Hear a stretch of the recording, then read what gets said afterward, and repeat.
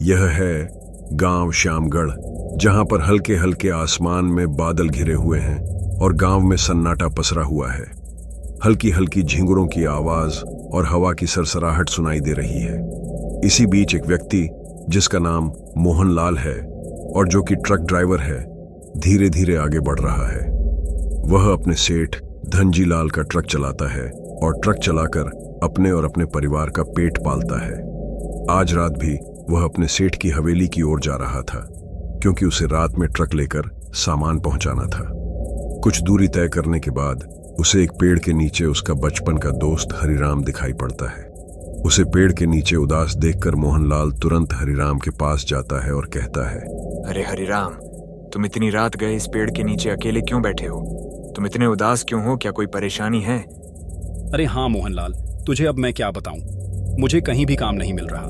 मैंने अपने गांव में कई जगह काम की तलाश की, कई दुकानों के पास भी गया, पर कोई मुझे काम देने को राजी नहीं है। सभी कहते हैं कि पहले से ही हमारे पास एक आदमी रखा हुआ है। इस वजह से मैं काफी परेशान हूँ। अच्छा, ऐसी बात है हरिराम, तो तू एक काम कर, कल से मेरे साथ ट्रक सीखने के लिए आ जाना। मैं तुझे ट्रक चलाना सिखाऊंगा, और जब तुम ट्रक सीख जाओगे, मेरे सेठ के पास 7-8 ट्रक हैं, तो तुम उनके ट्रक चलाना। तुम्हें भी अच्छे खासे पैसे मिल जाएंगे। अरे हाँ मोहनलाल, बात तो तुम सही कह रहे हो, पर मैंने तो आज तक कभी साइकिल भी नहीं चलाई। क्या मुझे ट्रक चलाना आएगा? अरे तू चिंता मत कर, तुझे ट्रक चलाना मैं सिखा दूंगा। बस तुझे ध्यान से सब कुछ देखना है, कैसे सामान पहुंचाना है और सब कुछ। तुझे ट्रक मैं अच्छी तरह से सिखा दूंगा, पर तुझे ट्रक सीखने में थोड़ा ज्यादा ध्यान देना पड़ेगा, तो तुझे भी अच्छी तरह से ट्रक चलाना आ जाएगा। चल, अब तू मेरे साथ आना चाहता है तो चल मेरे साथ, वरना मुझे भी देरी हो जाएगी। दोनों वहां से निकलते हुए धनजीलाल सेठ की हवेली की ओर बढ़ने लगते हैं। हरिराम मन ही मन खुश होता हुआ मोहनलाल के साथ चल रहा था। उसे बहुत खुशी हो रही थी, क्योंकि उसे कई दिनों से काम नहीं मिला था। कुछ देर चलने के बाद वे धनजीलाल सेठ की हवेली पर पहुंच जाते हैं। अरे सेठ जी, क्या सारा सामान ट्रक में लोड करवा दिया आपने? हाँ मोहनलाल, सारा सामान तो ट्रक में लोड करवा दिया है, पर मैं तुझे जिस गांव भेज रहा हूं वहां थोड़ा संभल कर जाना, क्योंकि वह गांव एकदम जंगल के बीचों बीच है और रास्ता भी जंगलों से घिरा हुआ है, तो ध्यान रखना। वैसे मैं तुझे इतना दूर नहीं भेजता, पर क्या करें, अपने सभी ट्रक कहीं ना कहीं सामान पहुंचाने के लिए गए हैं। इस वजह से मुझे तुम्हें सामान लेकर भेजना पड़ रहा है। और हाँ, यह तुम्हारे साथ कौन है? अरे ये तो मेरा दोस्त है, ये भी मेरे साथ आज आने वाला है। और कोई बात नहीं सेठ जी, मुझे पता है कि आपके सारे ट्रक कहीं ना कहीं सामान पहुंचाने के लिए गए हैं, और आप फिक्र मत कीजिए, मैं सामान अच्छे तरीके से गांव पहुंचाकर वापस आऊंगा। वैसे कौन सा गांव है और गांव का नाम क्या है? हाँ, उस गांव का नाम तो रतनगढ़ है, पर तुम्हारा दोस्त तुम्हारे साथ आ रहा है तो ठीक है, तुम्हें रास्ता काटने में आसानी होगी। एक दूसरे से बातचीत करते रहना, तो जंगल वाला रास्ता भी जल्द ही कट जाएगा। वह दोनों ट्रक में बैठकर आगे की ओर निकल जाते हैं। वहीं पर ही धनजीलाल सेठ थोड़ा उदास दिखाई देता है और मन में कुछ राज छुपाए हुए खुद से ही बड़बड़ाने लगता है। हे भगवान, इन दोनों को सुरक्षित रतनगढ़ पहुंचा देना। जंगल वाला रास्ता भी इन्हें जल्द से जल्द पार करवा देना, और काली शक्तियों से भी उनकी रक्षा करना। और उधर हरिराम और मोहनलाल जंगल की रास्ते की ओर बढ़ने लगते हैं। जंगल का रास्ता अभी तक अच्छा खासा है, एकदम पक्की सड़क। दोनों ट्रक के अंदर बैठे हुए आपस में बातचीत कर रहे हैं। अरे मोहनलाल, तेरे सेठ तो बहुत अच्छे हैं, कितनी ज्यादा तेरी फिक्र करते हैं। वाकई तुम्हारे सेठ का स्वभाव बहुत अच्छा है। अरे हाँ, हमारे सेठ वैसे ही हैं। उनका स्वभाव बड़ा प्यारा है, और ऐसा नहीं है कि वो सिर्फ मुझसे ही ऐसे बात करते हों, वो सभी ट्रक ड्राइवरों से ऐसे ही बात करते हैं। वाकई हमारे सेठ का स्वभाव एकदम अच्छा है। अच्छा, और हाँ, ये ट्रक की नौकरी में होता क्या है? मतलब डीजल हमें खुद डलवाना पड़ता है या सेठ लोग टंकी फुल करके ही देते हैं? अरे हाँ, डीजल तो सेठ लोग ही ट्रक में डलवाते हैं। बस कुछ छोटा मोटा खर्चा जैसे चाय पानी वगैरह वो हमें कभी कभार करना पड़ता है। पर कुछ लोग ऐसे भी होते हैं जो सेठ लोगों के साथ बहुत बुरा भी करते हैं। अच्छा मोहनलाल, ऐसा भला क्या करते हैं वो लोग जिससे सेठ लोगों को बुरा लग जाए? अरे हरिराम, मैं तुझे क्या बताऊं। कुछ लोग तो पैसे कमाने की लालच में जब सेठ ने डीजल की टंकी फुल करवा दी होती है, तो ट्रक से डीजल निकाल लेते हैं और कहीं रोड साइड पर बेच देते हैं। पर हाँ, सभी लोग ऐसे नहीं होते, बस कुछ ही लोग ऐसा करते हैं ताकि थोड़े बहुत पैसे ज्यादा कमा लें। अच्छा, ऐसा भी करते हैं लोग? फिर तो ये तो बहुत गलत बात है। कुछ पैसों के लिए ऐसा करना ठीक नहीं होता मेरे ख्याल से, लेकिन हाँ, शायद कुछ लोगों की मजबूरियां भी होती होंगी जिनकी वजह से वो ऐसा करने पर मजबूर हो जाते होंगे। अरे हरिराम, बात तो तू सही कह रहा है, कुछ लोगों की मजबूरी भी होती है, पर अगर लालच में आकर बार बार डीजल निकालोगे तो सेठ को कहीं शक हो जाए तो वो नौकरी से भी निकाल सकते हैं। इसलिए मैं तो कहता हूँ, जब तक कोई बड़ी मजबूरी या पैसों की जरूरत ना हो तब तक ईमानदारी से काम करना ही सबसे बड़ी समझदारी है। दोनों आपस में ऐसे ही बातचीत करते हुए जा रहे थे। अब पक्की सड़क भी खत्म हो चुकी थी और ट्रक कच्ची जंगल वाली सड़क पर चल रहा था। वाकई जंगल कुछ रहस्य से भरा और डरावना लग रहा था।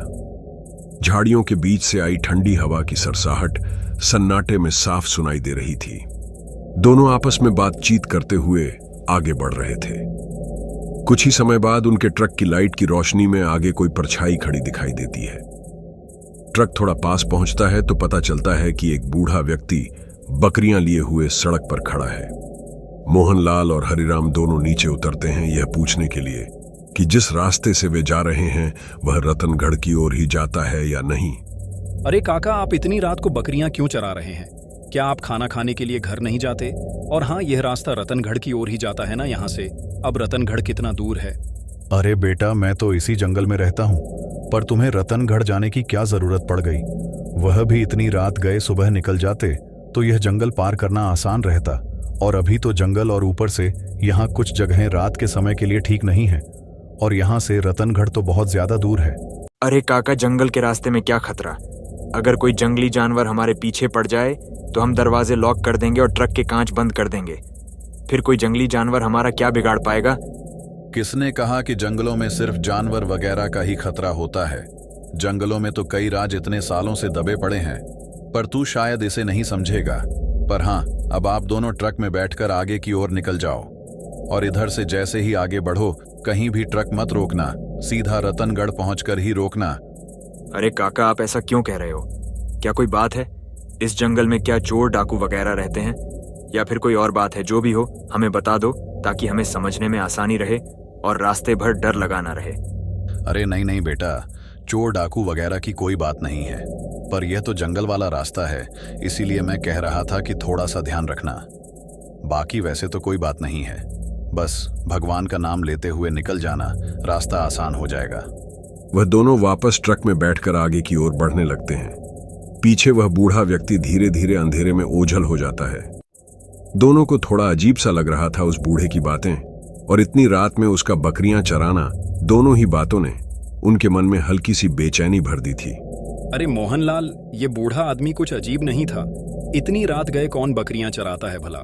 हाँ हरिराम, अजीब तो मुझे भी लगा। शायद वो यहीं किसी जंगल के कोने में रहता होगा, इसलिए बकरियों को घुमाने के लिए निकल पड़ा होगा। और मुझे तो उसका दिमाग भी थोड़ा कमजोर सा लगा, पता नहीं कैसी अजीब अजीब बातें कर रहा था। पर छोड़ो, हमें क्या लेना, हमें तो बस अपने सफर पर ध्यान देना चाहिए। दोनों आपस में ऐसी ही बातचीत करते हुए आगे बढ़ते रहते हैं। अब रात गहरी हो चुकी थी, चारों ओर सन्नाटा था, न कहीं कोई रोशनी न इंसान की आवाज। बस बीच बीच में जंगली जानवरों की हल्की हल्की आवाजें सुनाई दे रही थीं। कहीं दूर भेड़िए भूंक रहे थे, झिंगुरों की चहचहाहट गूंज रही थी, और आसपास से जैसे किसी पानी के झरने की धीमी धीमी बहाव की आवाज आ रही थी। यह सब मिलकर जंगल के माहौल को और भी डरावना बना रहा था।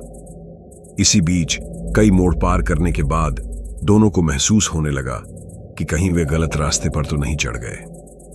अगर ऐसा हुआ तो पता नहीं वे कहां निकलेंगे। ऊपर से उनकी पानी की बोतल भी अब पूरी तरह खाली हो चुकी थी। इस वजह से दोनों के मन में हल्की सी चिंता और बेचैनी घर करने लगी। अरे मोहनलाल, हम बहुत देर से चल रहे हैं और पता नहीं रास्ते में कितने सारे मोड़ आ गए हैं। क्या तुझे यकीन है कि हम सही रास्ते पर ही जा रहे हैं? नहीं हरिराम, मुझे नहीं पता कि हम रत्नगढ़ की ओर ही जा रहे हैं या कहीं और। मैं तो इस गांव में कभी गया ही नहीं, और ना ही मैंने इसका नाम पहले सुना था। बस सेठ जी ने इतना बताया था कि जंगल के बीच से होकर रास्ता जाता है रतनगढ़ की ओर। और अब देख, हमारी पानी की बोतल भी पूरी तरह खाली हो चुकी है। मुझे तो काफी प्यास लग रही है। अच्छा मोहनलाल, अगर तुम्हें इस रास्ते के बारे में पता नहीं है तो अब हम आगे कहाँ जाएंगे? और हाँ, तुझे प्यास लगी है तो सुन, कहीं आसपास झरने जैसी आवाज आ रही है। क्यों ना हम ट्रक रोककर पानी की तलाश कर लें, वरना आगे पता नहीं हमें कहीं पानी मिले या ना मिले। अब बात तो तू सही कह रहा है, मुझे भी हल्की हल्की सी जैसे किसी धारा के बहने की आवाज सुनाई दे रही है। चल, हम ट्रक यहीं रोक देते हैं और पैदल ही पानी भरने के लिए चलते हैं। वह दोनों ट्रक वहीं रोक देते हैं और नीचे उतरकर हाथ में बोतल लिए उस दिशा की ओर बढ़ते हैं जहां पानी की आवाज आ रही थी। कुछ ही देर में वे झरने के पास पहुंच जाते हैं। झरना बेहद खूबसूरत था। चारों ओर रंग बिरंगे फूल और हरी भरी घास फैली थी और पानी बिल्कुल साफ बह रहा था। अरे देख तो हरिराम, ये कितना सुंदर पानी बह रहा है। जी करता है अभी इसमें नहाने के लिए चले जाएं, पर अभी थोड़ी ठंडी है, इस वजह से हम वापस लौटते समय जरूर इस झरने में नहाएंगे ताकि सारी थकान दूर हो जाए। अरे हाँ मोहनलाल, तू बात तो सही कह रहा है। ये झरना और यहाँ का वातावरण सब कुछ बहुत अच्छा है, पर हमें अभी यहाँ से निकलना चाहिए। क्या पता हमारे आसपास कोई जंगली जानवर हो। तो तू जल्दी से बोतल में पानी भर ले, हम जल्दी जल्दी ट्रक के पास पहुंचते हैं। वह दोनों बोतल में पानी भर लेते हैं और धीरे धीरे अपने ट्रक की ओर बढ़ते हैं। थोड़ी ही देर में वे ट्रक के पास पहुंच जाते हैं, पर जैसे ही ट्रक के सामने देखते हैं, वहां एक बूढ़ा व्यक्ति खड़ा होता है। वह एकदम खामोश है, जैसे किसी सोच में डूबा हुआ हो। उसे देखकर दोनों को भी थोड़ा अजीब लगता है। अरे वह देख मोहनलाल, अपने ट्रक के सामने इस सुनसान जंगल में वह बूढ़ा व्यक्ति कहाँ से आया? देख तो कैसे खड़ा है अपने ट्रक के पास। मुझे तो थोड़ा अजीब लग रहा है, इस सुनसान जंगल में अकेला इंसान क्या कर रहा है, वह भी आधी रात को। हाँ हरिराम, बात तो तेरी सही है। आधी रात के इस जंगल के बीच में इंसान होना मुझे भी अजीब लगता है, पर क्या करें, हमें ट्रक के पास तो जाना ही पड़ेगा। वह दोनों उस बूढ़े व्यक्ति के पास जाते हैं। बूढ़ा व्यक्ति अब भी खामोश खड़ा होकर उन दोनों को देख रहा था। तभी मोहनलाल हिम्मत जुटाकर उस बूढ़े व्यक्ति से कहता है, अरे काका, आप आधी रात को इस जंगल में क्या कर रहे हो? क्या आप रतनगढ़ के हो क्या? और यहाँ से रतनगढ़ कितनी दूर पड़ेगा, आप बता सकते हो क्या? हाँ बेटा, मैं रतनगढ़ का ही हूँ। शहर गया था कुछ काम से, पर वापस लौटते लौटते रात हो गई। ऊपर से यह जंगल वाला रास्ता खत्म ही नहीं हो रहा था। मैं तुम्हें रास्ता बता तो नहीं सकता, लेकिन तुम्हारे साथ ही चलता हूँ। तुम्हें सीधा रतनगढ़ पहुंचा दूंगा। वैसे भी मैं काफी देर से चल रहा हूँ, थक गया हूँ। क्या तुम मुझे अपने ट्रक में बिठा लोगे? अरे क्यों नहीं काका, आप जरूर हमारे साथ ट्रक में बैठकर आ सकते हैं। सच कहूं तो जब हमने आपको आधी रात को देखा तो थोड़ा डर लग गया था, पता नहीं कौन है, पर आप तो रतनगढ़ के ही निकले। और हाँ, अब तो रतनगढ़ पास ही में होगा ना, ज्यादा दूर तो नहीं होगा। अरे बेटा, डरना तो अच्छी बात है, लेकिन तुम लोगों को आधी रात को यहाँ आने की जरूरत ही क्या थी? मतलब सुबह चले आते तो अच्छा रहता। खैर, अब कोई चिंता की बात नहीं है, मैं तुम्हें तुरंत रतनगढ़ पहुंचा दूंगा। वैसे अभी थोड़ा दूर है, पर मैं हूं ना तुम्हारे साथ, तुम्हें जल्द से जल्द पहुंचा दूंगा। हाँ काका, आप बात तो सही कह रहे हैं, हमें सुबह ही निकलना चाहिए था, पर हमारे सेठ ने कहा था कि अगर अभी निकलोगे तो सुबह तक पहुंच जाओगे, और अगर सुबह निकलोगे तो रात में पहुंचोगे। तो रात तो होनी ही थी इस जंगल में। वैसे चलो, अब रास्ता काफी दूर है, तो हमें ज्यादा बातों में वक्त जाया नहीं करना चाहिए। चलिए बैठिए ट्रक में, हम अब आगे की ओर निकलते हैं। वह तीनों ट्रक में बैठकर आगे की ओर बढ़ने लगते हैं। मोहनलाल ट्रक को धीरे धीरे चला रहा था, जबकि वह बूढ़ा व्यक्ति और हरिराम चुपचाप रास्ता देख रहे थे। बूढ़ा व्यक्ति बीच बीच में कहता कौन से रास्ते से जाना है और धीरे धीरे उन्हें दिशा बताता जाता। हरिराम और मोहनलाल खुश थे कि अब वे सही रास्ते से जल्द ही रतनगढ़ पहुंच जाएंगे, लेकिन कहते हैं ना, जैसा दिखता है वैसा होता नहीं। यहां भी कुछ वैसा ही होने वाला था। ट्रक चलते चलते काफी देर हो चुकी थी। तभी उस बूढ़े व्यक्ति ने अचानक धीमी आवाज में दोनों से कहा, बस बेटा, यहीं पर ही ट्रक रोक दो। दोनों को बूढ़े व्यक्ति की बात सुनकर अजीब लगा, क्योंकि अभी तक तो गांव का कोई नामो निशान भी नहीं था। फिर भी उसने कहा, यहां पर रोक दो। वह दोनों सोच में पड़ गए कि यह बूढ़ा व्यक्ति इस जंगल में ट्रक रोकने के लिए क्यों कह रहा है। अरे क्या हुआ काका, आप यहाँ ट्रक रोकने को क्यों कह रहे हैं? यहाँ तो दूर दूर तक कहीं गांव का नामो निशान नहीं है ना, कोई घर, फिर इस बीच रास्ते में ट्रक क्यों रोकना चाहते हैं? अरे बेटा, मैं यही उतरने को बोलूंगा। मेरा घर तो यहीं पर है, अब मैं यहीं से चलकर चला जाऊंगा। तुम बस ट्रक रोक दो और कुछ नहीं। पर काका, आपने तो कहा था कि आप रतनगढ़ रहते हो, और अब कह रहे हो कि आप यहाँ जंगल में रहते हो। हाँ बेटा, तो मैंने गलत क्या कहा? मैं कई साल पहले रत्नगढ़ में ही रहता था, पर कुछ लोगों ने मुझे झूठा आरोप लगाकर गांव से बाहर निकाल दिया। तब से मैं यही भटकता रहता हूँ। मतलब अब मैं और मेरी पत्नी यहाँ जंगल में एक झोपड़ी में रहते हैं। अब तुम सीधे इसी रास्ते पर चलते जाओ, रतनगढ़ पहुंच जाओगे और मुझे यहीं पर ही उतार दो। उस बूढ़े व्यक्ति की ऐसी बातें सुनकर मोहनलाल ट्रक रोककर उस बूढ़े व्यक्ति को नीचे उतारकर फिर ट्रक को आगे बढ़ा देता है। कुछ देर चलने के बाद अचानक आसमान में काले घने बादल छा जाते हैं और हल्की हल्की बारिश शुरू हो जाती है। वह दोनों आपस में बातें करते हुए आगे बढ़ रहे होते हैं और बारिश भी धीरे धीरे और तेज होने लगती है। जंगल का रूप और भी भयानक हो गया था। तेज हवा और बारिश की सरसाहट के बीच मोरों की आवाज और जंगली जानवरों की चीखें माहौल को और डरावना बना रही थी। इसी बीच अचानक ट्रक का टायर कीचड़ में फिसल जाता है और ट्रक सीधे एक बड़े पेड़ से टकरा जाता है। मोहनलाल कई बार ट्रक को शुरू करने की कोशिश करता है, लेकिन ट्रक स्टार्ट नहीं होता। दोनों नीचे उतरकर देखते हैं तो ट्रक के आगे के इंजन से धुआं निकल रहा होता है। दोनों घबरा जाते हैं और उन्हें लगता है कि अब ट्रक मैकेनिक के बिना स्टार्ट नहीं होगा। ऊपर से ट्रक के कई कांच भी टूट गए हैं, जिससे अंदर बैठना भी सुरक्षित नहीं रह जाता। किसी तरह उन्हें ट्रक को जंगल से बाहर निकालना है। जब वे दूर नजर दौड़ाते हैं तो उन्हें कहीं हल्की लालटेन जैसी रोशनी दिखाई देती है। दोनों वहां जाने का निर्णय लेते हैं ताकि उन्हें कोई मदद मिल सके। वह धीरे धीरे निकल पड़ते हैं। ट्रक पीछे छूटता रहता है और उन्हें यह फिक्र भी होती है कि कहीं आसपास जंगली जानवर ना हो, वरना उन्हें नुकसान भी पहुंचा सकते हैं। इसी चिंता में वह आगे बढ़ते रहते हैं। काफी देर चलने के बाद जब वे रोशनी के पास पहुंचते हैं तो देखते हैं कि वहां पर एक घर होता है। वह दोनों उस घर को देखकर थोड़े से खुश हो जाते हैं। उन्हें लगता है कि यहाँ पर उन्हें किसी तरह की मदद मिल जाए। हरिराम दरवाजे के पास जाकर आवाज देता है, अरे क्या कोई अंदर है? हम मुसीबत में हैं। अगर कोई अंदर है तो दरवाजा खोलो, हमारी मदद करो। कुछ देर बाद एक बूढ़ी औरत दरवाजा खोलकर बाहर निकलती है। वह दोनों को आधी रात में देखकर थोड़ा सा चौंक जाती है। वहीं दोनों उसे देखकर थोड़ा उदास हो जाते हैं। उन्हें लगता है कि यह बूढ़ी औरत उनकी क्या मदद करेगी, पर थोड़ी देर बाद वह बूढ़ी औरत उनसे कहती है, अरे बेटा, आधी रात गए, इस सुनसान जंगल में क्या कर रहे हो? और ऊपर से इतनी तेज बारिश है और तुम क्या मुसीबत में फंसे हुए हो? हाँ दादी, हमें आपकी मदद की ज़रूरत है। क्या आपके अलावा यहाँ और कोई व्यक्ति है जो हमारी मदद कर सके? हमें एक मैकेनिक की तलाश में रतनगढ़ तक जाना था। अगर आपका बेटा या कोई और आदमी हमारे साथ रतनगढ़ तक चल सके तो बड़ी मेहरबानी होगी। हमने गांव का रास्ता ठीक से नहीं देखा है। अरे ऐसी बात है बेटा, तुम्हें मैकेनिक की ज़रूरत है तो तुम तो बिल्कुल सही जगह आए हो। मेरे 2 बेटे हैं, दोनों मैकेनिक का काम करते हैं। रतनगढ़ में उनकी अपनी दुकान भी है। वे हर रोज़ देर रात को लौटते हैं। आज भी कुछ ही समय में आ जाएंगे। तब तक आओ, अंदर आकर बैठो, थोड़ी ही देर में वे भी आ जाएंगे।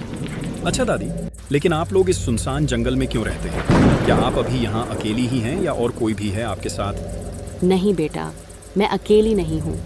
मेरी बहू भी है और मेरे दोनों बेटे भी हैं। वे लोग गैराज का काम खत्म करके आते ही होंगे। आओ चलो, तब तक तुम दोनों घर के अंदर बैठो, वरना इस बारिश में ठंड लग जाएगी। वह दोनों बूढ़ी औरत के कहने पर घर के अंदर चले जाते हैं। बूढ़ी औरत उन्हें एक कमरे में बैठाकर अंदर अपनी बहू के कमरे में चली जाती है। लेकिन उन दोनों को कुछ अजीब सा महसूस हो रहा था, क्योंकि अब तक जिस बात का उन्हें डर था या जिसकी आशंका थी, वही उनके साथ घटती जा रही थी। हरिराम गहरी हैरानी में था। वहीं मोहनलाल हरिराम से कहता है, अरे हरिराम, मुझे ये जंगल और यहाँ की सारी चीज़ें कुछ ठीक नहीं लग रही। हमें रास्ते में जो 2 अजीब लोग मिले थे और अब ये बूढ़ी औरत, सब कुछ बहुत अजीब लग रहा है। चलो यहाँ से निकल चलते हैं। मैं कोशिश करता हूँ ट्रक को ठीक करने की। हाँ, ये सब जो हमारे साथ हो रहा है वाकई बहुत अजीब है। हम जब भी किसी मुसीबत में फंसते हैं ऐसे अजीब लोग ही मिलते हैं। बीच जंगल में जब हम रास्ता भूल गए तो एक बूढ़े आदमी ने मदद के नाम पर पता नहीं किस रास्ते पर चढ़ा दिया, और अब यह बूढ़ी औरत भी हमारी मदद कर रही है या कुछ और करने वाली है, कौन जाने। चल यहाँ से निकल चलते हैं बाहर अभी के अभी। वह दोनों जैसे ही घर के बाहर निकलते हैं, सामने की ओर उस बूढ़ी औरत के दोनों बेटे भी आते हुए दिखाई देते हैं। वह दोनों लड़के इन्हें देखकर कहते हैं, अरे आप कौन हैं और हमारे घर पर क्या कर रहे थे? क्या तुम लोग कहीं चोर तो नहीं? अरे नहीं नहीं, हम चोर नहीं हैं। हम तो बस मदद मांगने के लिए यहाँ आए थे ताकि कोई हमारे साथ गांव तक मैकेनिक की तलाश में चल सके। अब कोई बात नहीं, मैं खुद ही ट्रक को ठीक करने की कोशिश करता हूँ। नहीं नहीं, अब तुम्हें खुद ट्रक ठीक करने की ज़रूरत नहीं है। हम लोग आगे हैं ना, हम मैकेनिक हैं। चलो बताओ ट्रक कहाँ पर पड़ा है, हम अभी उसे ठीक कर देते हैं। हरिराम और मोहनलाल के ना चाहते हुए भी वह दोनों मैकेनिक हरिराम और मोहनलाल के साथ चलने लगते हैं। हरिराम और मोहनलाल को अभी भी डर सताए जा रहा था। कुछ ही देर में चारों ट्रक के पास पहुंचते हैं। दोनों मैकेनिक ट्रक को देखने लगते हैं और तभी मोहनलाल और हरिराम की नज़र नीचे बिखरे कांच के टुकड़ों पर पड़ती है। उसे देखकर उनकी रूह कांप उठती है। मैकेनिक का चेहरा एकदम दानव जैसा लग रहा था, बड़े बड़े दांत और लाल आंखें। दोनों आपस में ही एक दूसरे की ओर देखने लगते हैं, पर डर को छुपाए रखते हुए दोनों मैकेनिक से कहते हैं, अरे हम काफ़ी देर से बारिश में भीग रहे हैं, इसलिए हमें ठंड लग रही है।